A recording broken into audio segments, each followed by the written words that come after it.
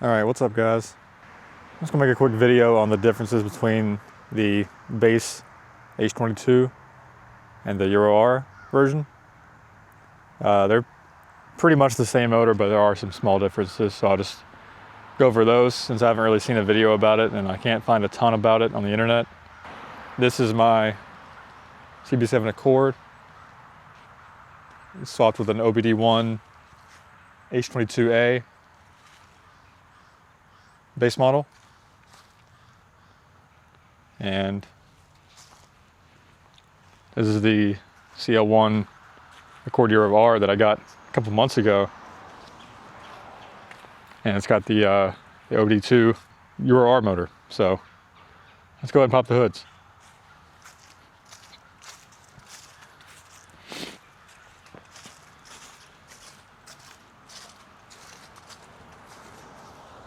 Parked a little bit too close here, but I can make it work.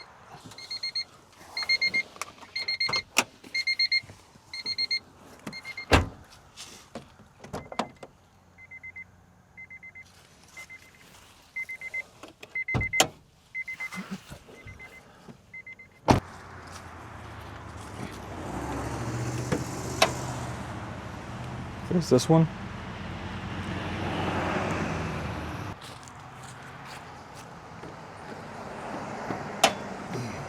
And here's this one.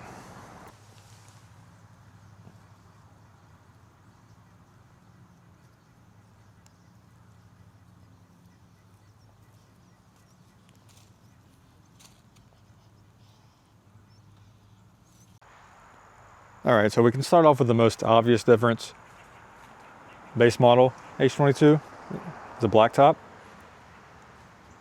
Euro R is a red top. So I actually put this valve cover on this car recently. It was on this engine, because when I bought this engine, it came with the red one, came with this one, but this one is a true black top motor. So I got a valve cover and painted it black. And I really think it fits the car better. Makes it look more like it belongs in the car, like it came with the factory. So the next obvious but not so obvious difference is the intake manifolds. This one's a dual stage intake manifold.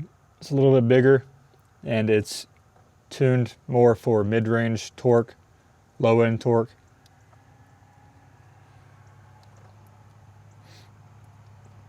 Idler control valve is in a nice spot there up front. Whereas this one is a single stage, a little bit smaller intake manifold. It's not as easy to see because it's kind of buried in there a little bit, and it's got the idler control valve in the back there, nice and hard to get to. This one is more in line with the Type R intake manifolds on the B series engines, and it's built for more high-end horsepower. And it's not really a huge difference, but you can notice it on the highway, maybe like when you're trying to get some speed in fifth gear. This one maybe has a slight bit more punch to it in the mid-range than this one.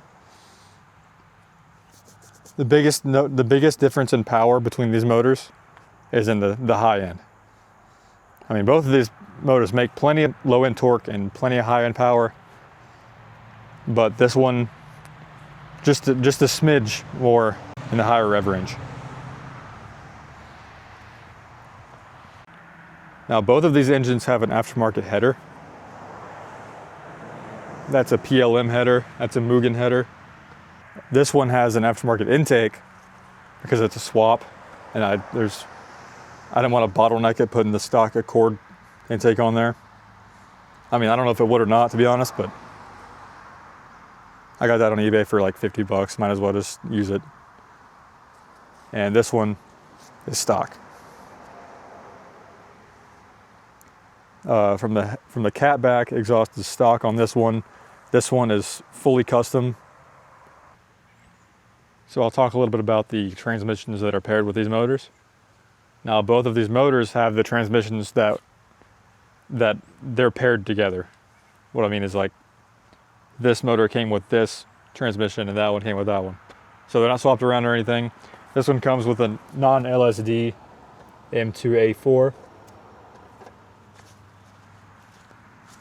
And the Euro R comes with a LSD T2W4. And aside from that, this transmission has slightly shorter gear ratios. Same final drive, and I believe first gear is just a slight bit longer, but every other gear in this transmission is shorter than that one. Not by much, but just a little bit. And it's nothing you can, I personally don't notice. The RPMs look same to me, so. But obviously the biggest difference is the LSD, and you can definitely notice that when quartering. All right, so again, not really the motor itself, but this one, at least this model H22, the car it came in comes with a power steering pump, cruise control, and obviously a reservoir. Whereas this one has a power steering pump, but it's not engine driven. It's electric. And you have no cruise control and no reservoir. So there's so much more room right here compared to over here. Now versus the engine driven versus electric, I honestly can't feel much of a difference. I know people say you lose some feeling with the electric power steering, but it honestly genuinely felt the same to me. So I don't know. Maybe they're thinking of manual steering, I don't know. Now we can get to talking about more of the internals of the engine. So the block itself, I think, is the exact same. But the pistons are different. I believe this motor shares pistons with the Type S H22 from the Prelude, from the JDM Type S Prelude. And this one, that makes this one have 10.6:1 compression. This one has 11:1. They both do require premium gas. But as far as the pistons and the block, that's about it.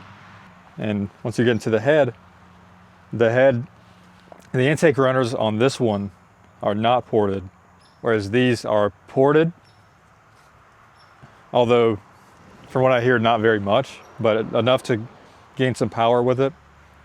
This one from the factory at the crankshaft makes 197, and they say that this one makes 217 to the crank. 20 horsepower, you can tell, but it's not like it's night and day.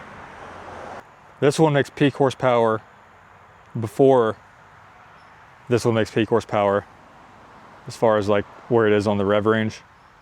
Also in the head, this one has more aggressively tuned camshafts, maybe slightly higher lift cams, versus this one, versus the base model. That also might be shared with the Type S. And from what I read online, this engine, if you exclude the intake manifold, is identical to the Type S. I don't know how true that is, but they advertise it as making the exact same horsepower pretty much. The only difference between this and the Type S is the intake manifold, and maybe a couple other tiny differences.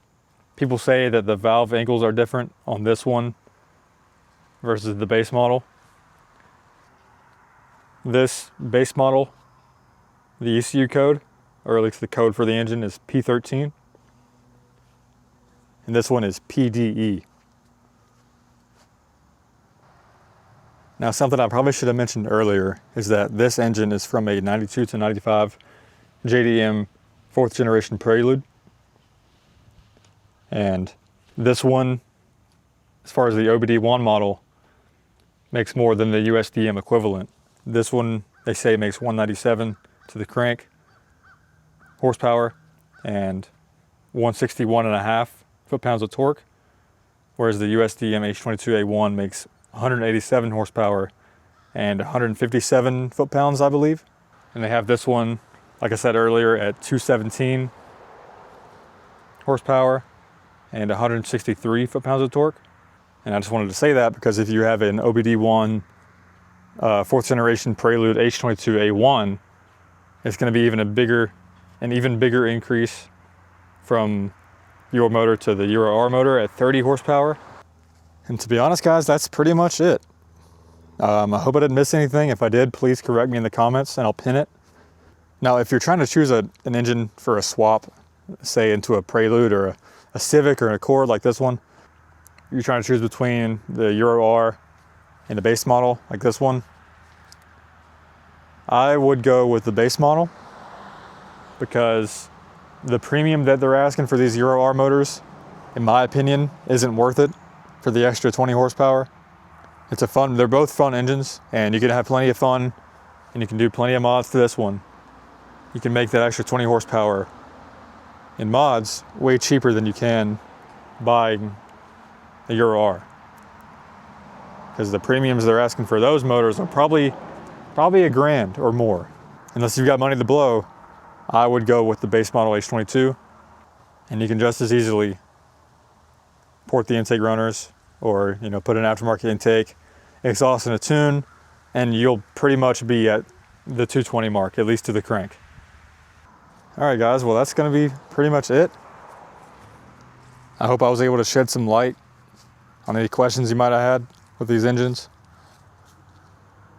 Some of the information I got is just from my own knowledge, and some of the information is from the internet.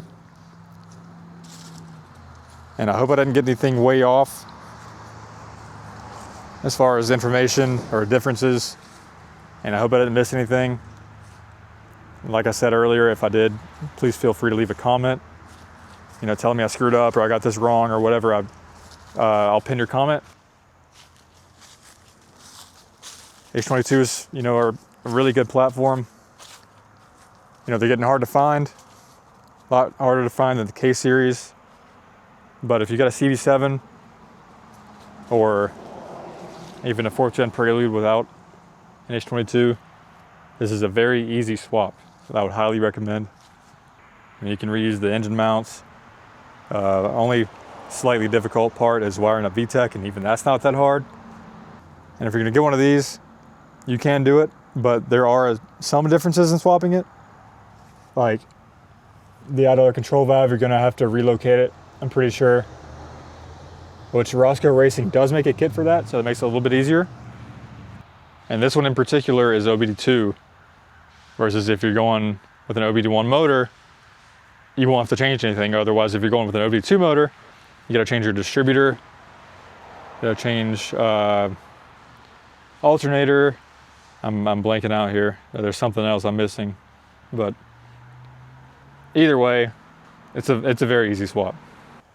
Well, guys, that'll do it for today.